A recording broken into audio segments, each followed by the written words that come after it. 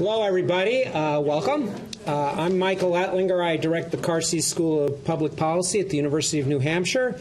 I'd like to welcome you on behalf of today's co-host, which is the Carsey School, which we're based in Durham. We're a terrific school of public policy. There's some lit around here if you want to read up on us. Also sponsoring today is the Warren B. Rudman Center for Justice, Leadership, and Public Service here at the law school. It's a terrific center where I am honored to be a faculty fellow, and we're fortunate to have its director, John Gravy, up here. So thank you, John, for co-sponsoring this. And then we have Results for America, which is a great nonpartisan, bipartisan organization based in Washington working on evidence-based policy. And I've known for many years the two heads of that, Michelle Jolin, who is not here, and David Medina, who is.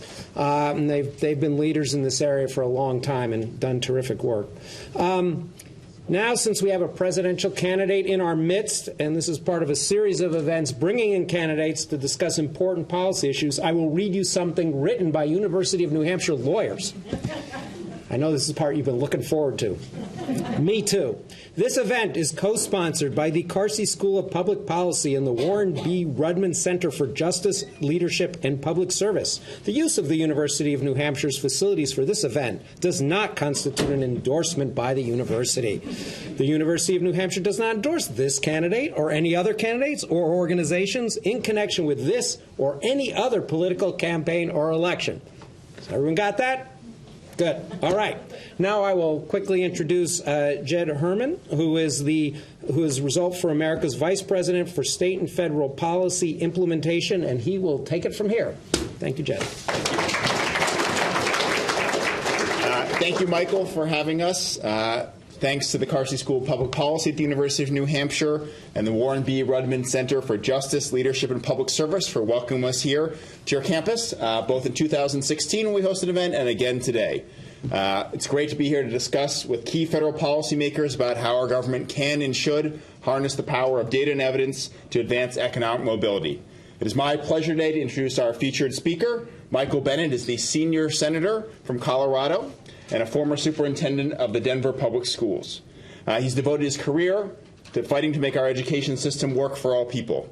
In Congress, working with Democrats and Republicans alike, he made sure the bipartisan Every Student Succeeds Act, which authorizes our country's largest K-12 education programs, are focused on building evidence of what works for students and ensuring that federal funds are increasingly invested in evidence-based, results-driven interventions.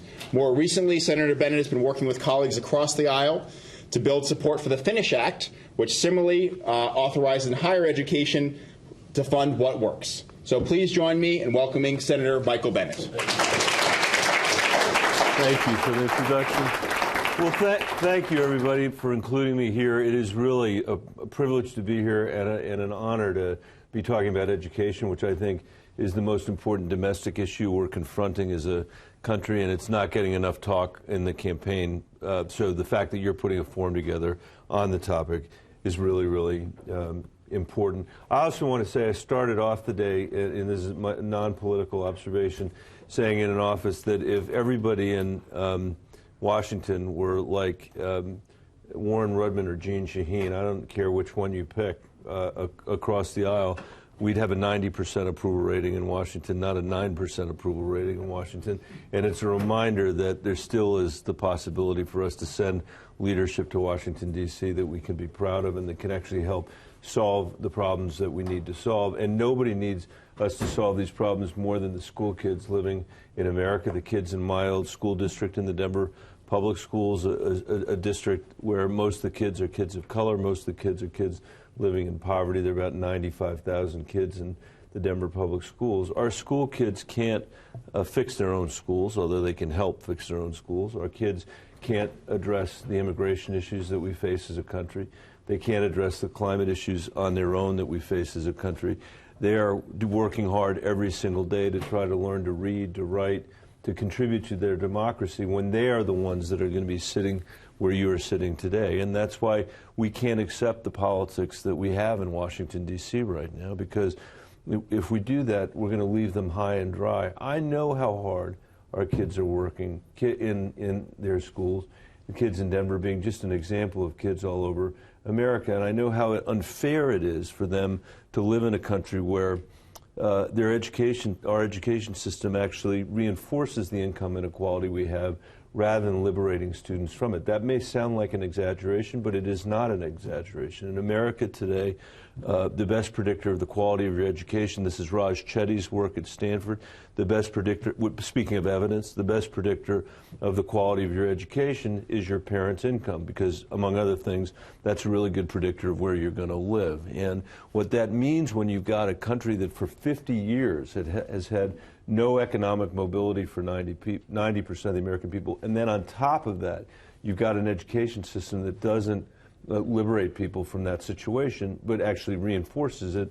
We've got huge challenges on our hand as an economy and also as a democracy, because democracies, as you know, do not do well if you have no economic mobility or if you have massive income inequality, which of course today we have. So I have always been interested in education. I was interested in my own education. I never thought I'd become the superintendent of the Denver Public Schools, but after I'd served in business and then worked for John Hickenlooper, our mayor in Denver, the school board came to see me and they said, we'd like you to think about being superintendent of schools. And as I say, I knew nothing about K-12. That was obvious to the teachers and the principals in the school district and others as well, who often said to me, it's obvious to us that you know nothing about what we do. In fact, I committed to go to every faculty in the district and have a meeting every year, because I didn't know anything about K-12, so that sounded like something good to do. It turned out no superintendent had ever done that. And the first year I showed up, meeting after meeting after meeting, it was exactly the same. It'd be in a room just like this, maybe in a high school or middle school or an elementary school, and people would be sitting there and they'd say, well, we were here before you got here, we're going to be here after you've gone, and by the way, you don't know anything about what we do. That was a long year, I have to confess.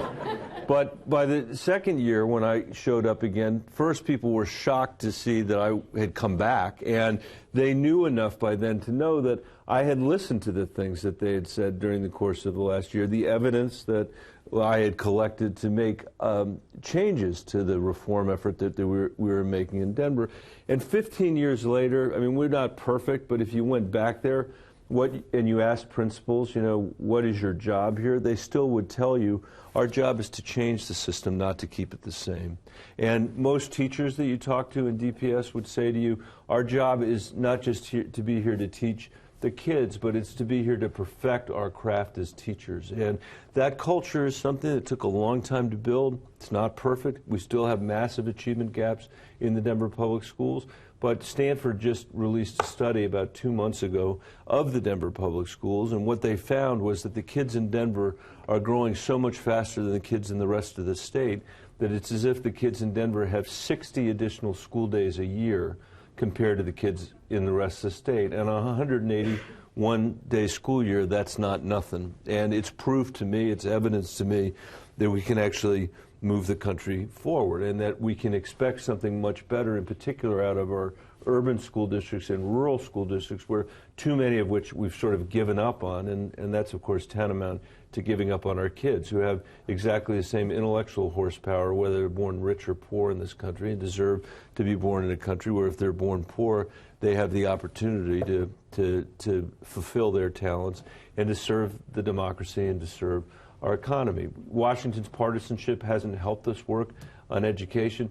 A rare example of that was the Elementary and Secondary School Act reauthorization, where Lamar Alexander, the chair of the Education Committee, who himself was the Secretary of Education for George Bush, was very kind in including me in the work that we all did together to make sure that we could put some evidence-based language into Title I and to some other things, to just give a nod to the idea that it matters, you know, that we need to see and fund things that actually work rather than things that don't actually work. And it's one of it can inform not just the policy conversation, I'll stop here, but the political conversation as well.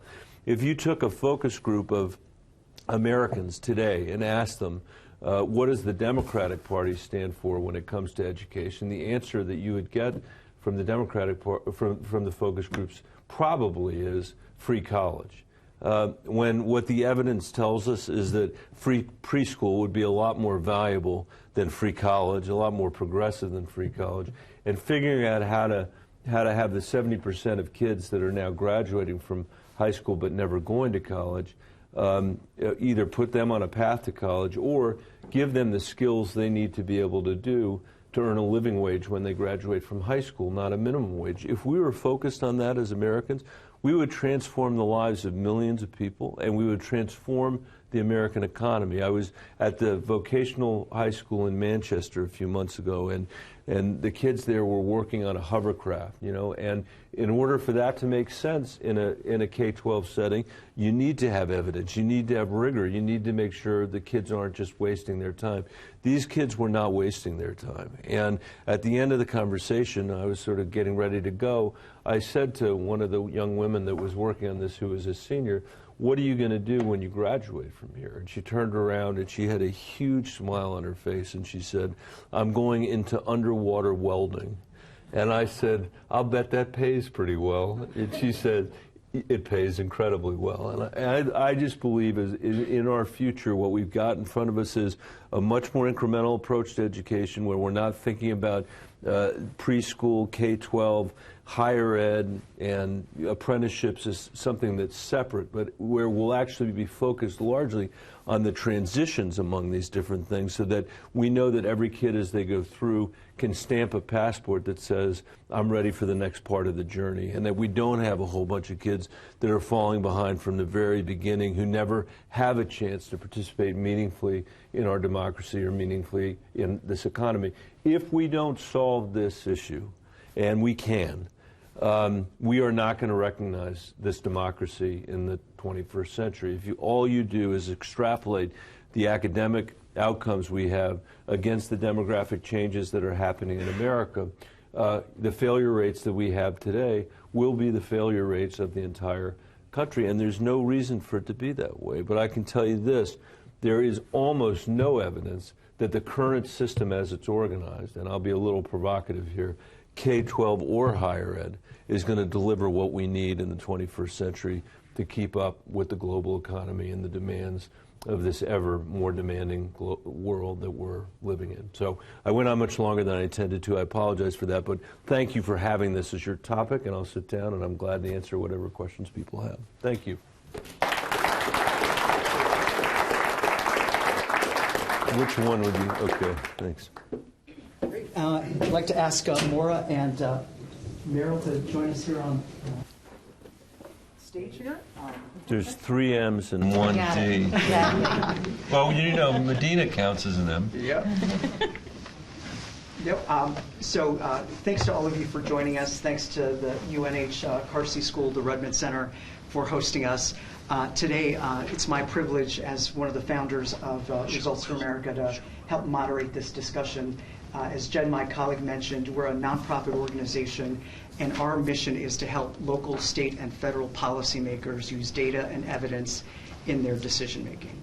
And so today on our panel, we're joined by Meryl Levin, who's probably a familiar face to many of you. She's a social documentary photographer, an adjunct professor at Southern New Hampshire University, and founder and executive director of the Mill Falls Charter School in Manchester. And we also have Maura Siegel, the CEO of Achievement Network, a nonprofit organization that is helping over 940 schools in 26 states improve education outcomes through focusing on great teaching, focused on data and standards and evidence. And so I'll begin our discussion by asking Senator Bennett a few questions, but you will also have an opportunity to submit questions for our panelists. Josh Inaba from our team, Josh, if you could raise your hand, will be walking around with little note cards. Please include your name, affiliation, and any questions you may have for our panelists. And so we'll go ahead and get started. Senator Bennett, your biggest education successes in Congress so far have been bipartisan, from enacting the most far-reaching evidence-based provisions in federal K-12 education programs to leading the charge for an evidence-based higher education law. This is almost unheard of these days. Why do you think bipartisanship in general is important, and in education policy in particular? Well, I think it's the only way we're going to create sustainable change. Somebody asked me the other day in a town hall I was doing whether Western democracy was what she asked, could solve climate change, which is a great question and sort of the existential question of our time. And I think it applies to education as well. You know, because it's not enough just to make policy or to pass a law. You have to have a durable solution that can last, you know, in the case of climate, a generation, in the case of education, you know, more than one administration, because the people out in the world that actually have to implement this stuff, which is not politicians in Washington, but is principals and teachers and kids and superintendents and families, they need to have enough predictability so that they can actually make a difference. And so that means for all of us that the implication of that is that we can't accept the politics we have in Washington right now, because the politics down there is a politics. At best, you put something in and it lasts for 2 years and the other side rips it out. In fact, if you succeed in putting it in, it becomes the reason the other side wants to rip it out, and that becomes a badge of courage. You know, can I destroy what they put in? Put in for 2 years, take it out, put it in, put it out. And pretty soon that creates a level of policy and political incoherence that the people on the receiving end can't make any sense out of it. Whether it's, you know, businesses that need predictability from the tax code, or whether it's people that are actually trying to do the really hard work of teaching and learning in school districts. That's why I think it's important for it to be bipartisan. And Meryl, you've been a longtime education activist here in New Hampshire. What in Senator Bennett's approach to education resonates with you? And have you seen similar approaches being implemented here in New Hampshire? So I speak from a place of kind of on-the-job training, but really even bring, you know, my sense of what I saw through my camera lens, which is kind of, you know, what I witnessed, and then what I witness now in a school setting. And I think the idea that our very youngest learners are where we have to begin. You can't start the conversation at the end. You have to begin at the beginning. And there are lots of reasons. I hope we'll have some time to talk about that a little bit later. But I also think that your understanding that education is a basic right in this country, and not just education, but quality education. I think that's also a really important piece. And I think that, you know, the emphasis too, and you didn't speak about it here, but I've heard about you speak of it in other points, is identifying, attracting, and keeping talent in the profession of education, and then paying them appropriately so that it's a living wage, but not just a living wage, but it's a professional wage, and it's something that we see other countries have made those choices, and there's no reason why we can't make that same choice. Great. And Morik, can you tell us a little bit about the Achievement Network model and mission, and how it is aligned with the evidence drive within ESSA that Senator Bennett helped enact? Sure, happy to. So my organization's mission is to work across the country in K-12 schools to support making sure that every child, regardless of where their background is, can show up and get a great education, quality, rigorous, engaging instruction, regardless of classroom, regardless of grade level. It's a guarantee for every child, and our focus is making sure that that supports kids of color, kids who come from high poverty communities. And so I loved what you said about the change you made in Denver Public Schools. I think our focus is getting principals of schools to see themselves not as building managers, but as instructional leaders, supporting how you use data as part of the learning process for adults in the schools to support the learning of students. So in terms of talent development in school systems, the only way you're going to get students to learn is to have climate and culture in schools where principals are supporting teachers to learn. And so we have had, our intervention is to coach school principals to support that change, and our research, we have a rigorous research that comes from the I3 grant that shows that schools that we supported over 2 years got 6 months more learning than the control schools. And with that as our background, we have grown into so many new states thanks to ESSA, and one state in particular. We came out of Boston, and we've been working mostly in urban areas. I told you we worked in Denver Public Schools for a long time. We never would have been able to find a place like Humboldt, Nevada, which is a rural county in Nevada that's the size of New Jersey in geography. 3,500 kids, and we never would have gotten an opening there if not for the fact that that state embraced the provisions in ESSA in terms of looking for evidence-based providers to support the schools in that county. And so as a result of ESSA, it translated to the state policy and state provisions that translated to Achievement Network, or ANET, coming in supporting Humboldt, and that county in just 1 year got 5 times the gains in ELA and 3 times the gains in math because they prioritized evidence-based provider. So thank you. Thank you. Appreciate it. It's good to know it actually. It's working. It is working. That was one we of the need more goals. states to do it now. Yeah. One of the goals of today's event is to show how important federal policies are to make change in partnership with school districts and with state education agencies to fit around their goals. So, Senator Bennett, a follow-up question. I think you know more than others how important evidence and education are to improving education outcomes, but not many people see evidence and data as education tools or, frankly, as civil rights tools to make our system more equitable. Can you tell us a little bit about your thinking? That's a great question. So first of all, there isn't a reason for the federal, in my view, there's not a reason for the federal government to be involved in education other than the civil rights impulse. There's no other reason. You're not going to ask people in Washington to pick your curriculum. You're not going to ask people in Washington to train your principals, nor should you. I mean, I used to spend a lot of time when I was superintendent wondering why everybody in Washington was so mean to our teachers and to our kids, and it turned out I went back there, and it turns out they're not mean. They just have absolutely no idea what's going on in the schools and classrooms in this country. I mean, they think they do because, like, 250 years ago, some of them even went to school.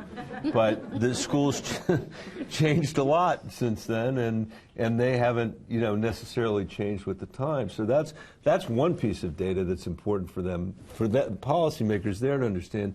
School doesn't look the way it did. It's not going to look the way it has, and that's okay. What else looks the way it did 300 years ago? If medicine looked as close today as it did 300 years ago that education does today, we'd be saying there's something seriously wrong here, and that's what we're confronted with. Very specifically in terms of the use of data, we've learned a lot about how not to use it and how to use it in education. So the most important thing No Child Left Behind did, which was George Bush's much maligned education initiative, was it forced states and communities to disaggregate their data for the first time so we could see how more affluent kids were doing compared to poorer kids, kids of color were doing compared to white kids, and we could at least identify those gaps, and come to grips with it. Well, we've identified those gaps. We haven't yet come to grips with it because the first iteration of kind of how you measure kids was built on what's called status, which meant we're going to measure this group of fourth graders and we're going to compare them to how last year's fourth graders did, which I can tell you is of no interest to fourth graders. They want to know how they did. They're not interested in how last year's fourth graders did. It's not of interest to teachers. It's not of interest to principals. We built an entire accountability system based on how did last year's kids do compared to this year's kids. And in Denver, we thought that was wrong. So we created something called the School Performance Framework, which was a growth model, very heavily focused on growth, not status, that took our kids and measured their progress over years and compared them to every other similarly situated kid in the state and measured their growth compared to those kids. And all of a sudden, you get to see, if you look at data like that, when you see a bunch of poor kids in a school that everybody has always said is a failing school are actually outgrowing some of the more affluent kids in our district, it gives you the opportunity to look at that and say, what are those folks doing? Or more powerfully than that even, if I'm in a school where there are kids who are similarly situated to the kids that are there, and I see those results, it gives me an opportunity to go there and say, what are you guys doing that we're not doing? How do we learn? So it shouldn't be surprising that we screwed it up to begin with, but I think that and that we have to refine it over time. But if you don't have data to make these decisions, then you're just acting blindly, and you're as likely to cover up the civil rights injustices that exist in this country as you are to identify them, which is why in the education context, I think data is particularly important. Great. And Maura and Meryl, Senator Bennett also talked about universal pre-K.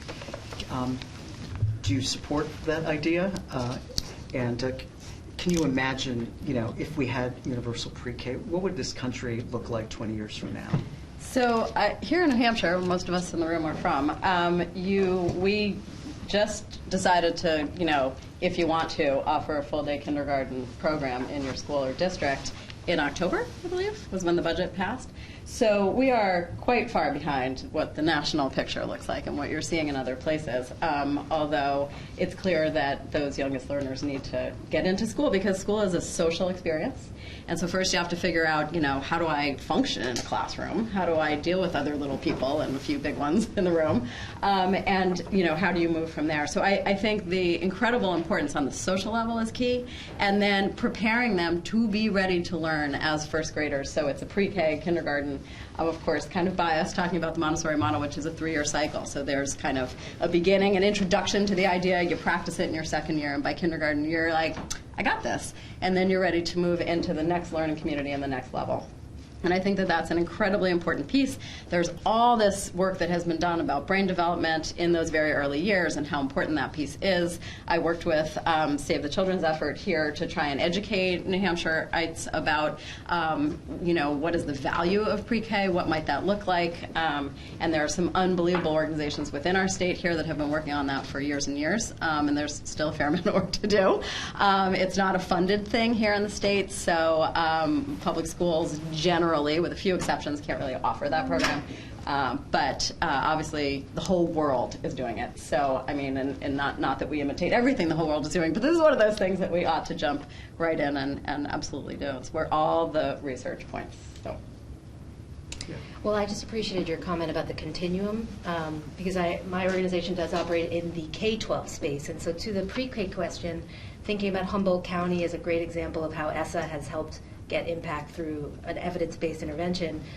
Read by grade 3. There's a lot of research that shows how critical being able to read by grade 3, if not earlier, is to life outcomes. And so we supported the county to ultimately double the percentage of students who were reading by grade 3 from 24% to 48%.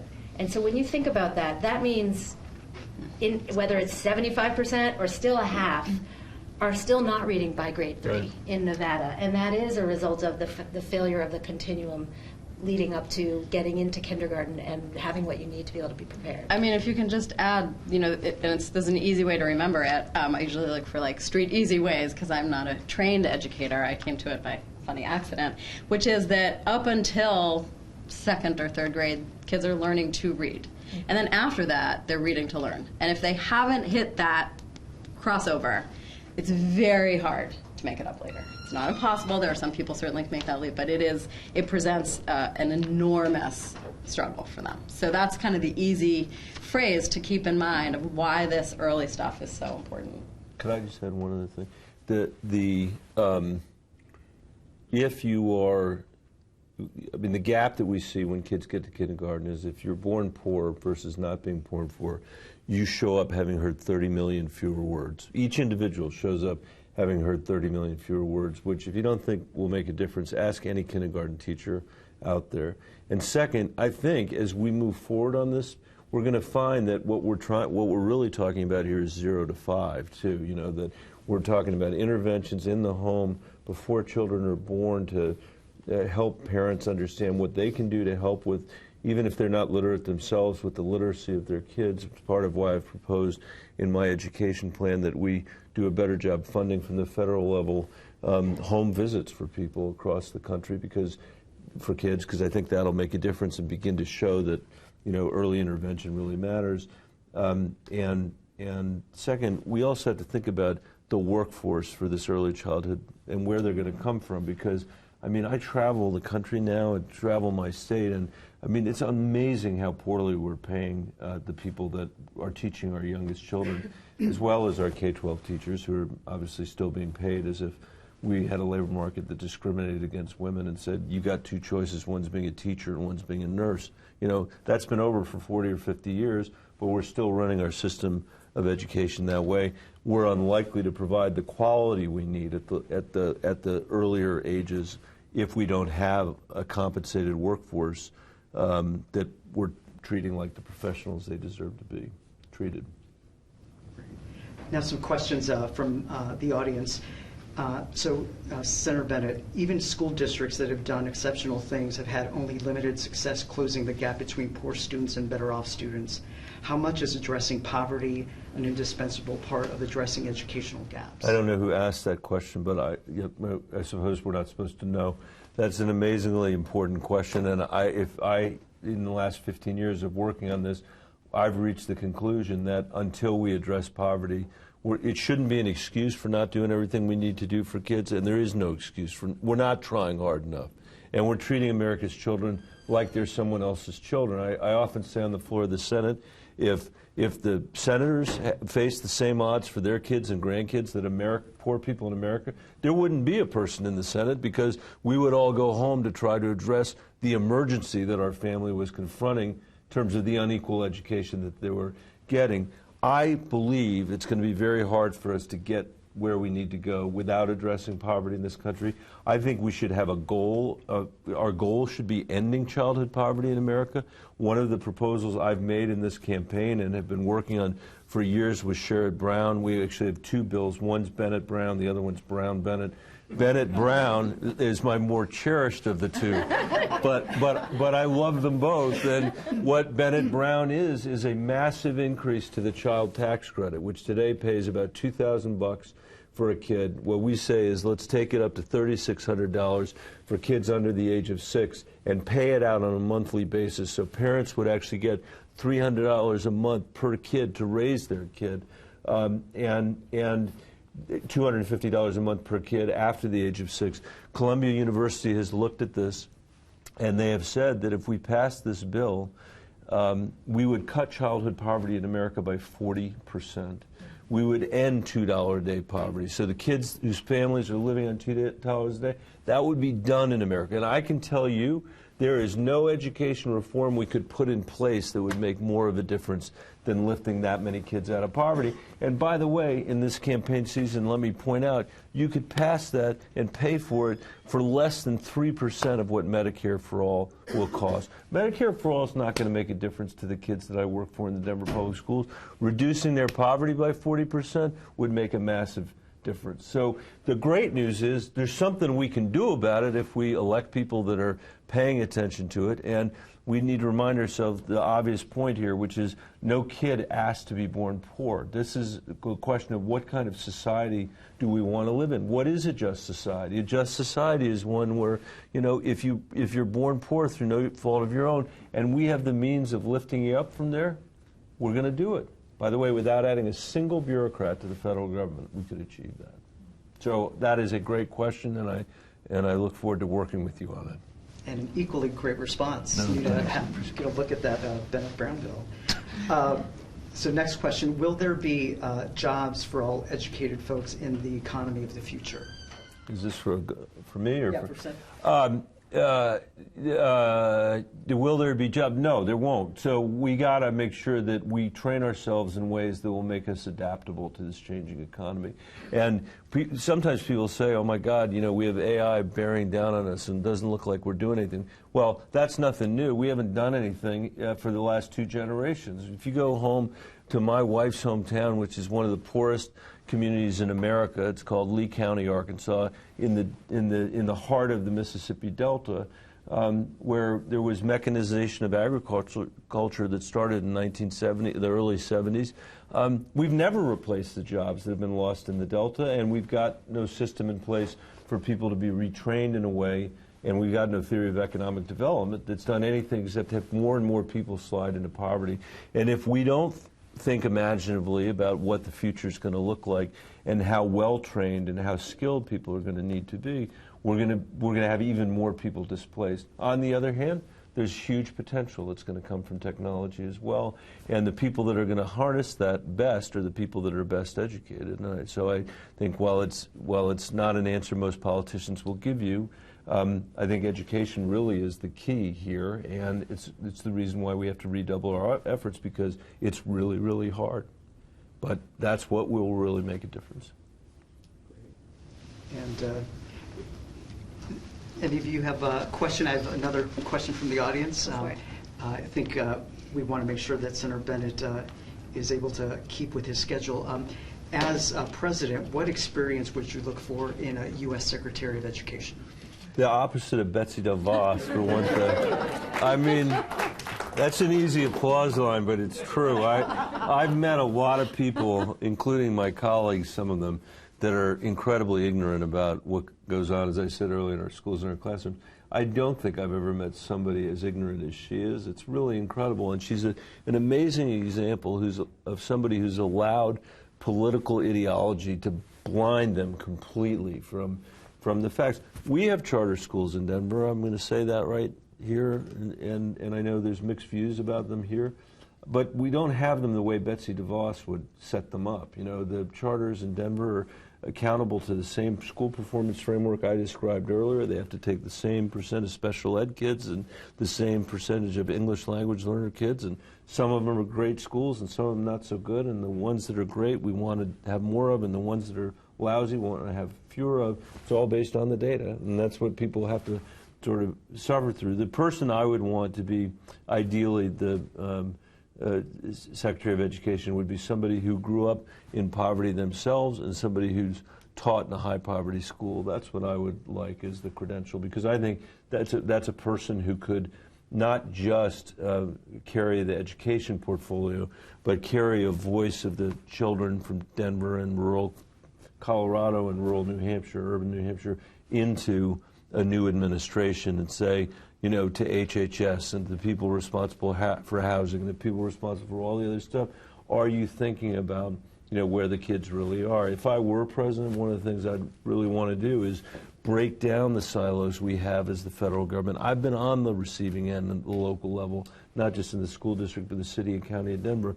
And I know let's let people at the local level figure out their set of priorities for serving kids, and then let's have the federal government support imaginative people at the local level that are trying to do their job well, rather than imagining that kids live their lives, you know, as recipients of dental care over here and housing over here and education over here. That's not how kids live their lives. They live their lives in neighborhoods as kids.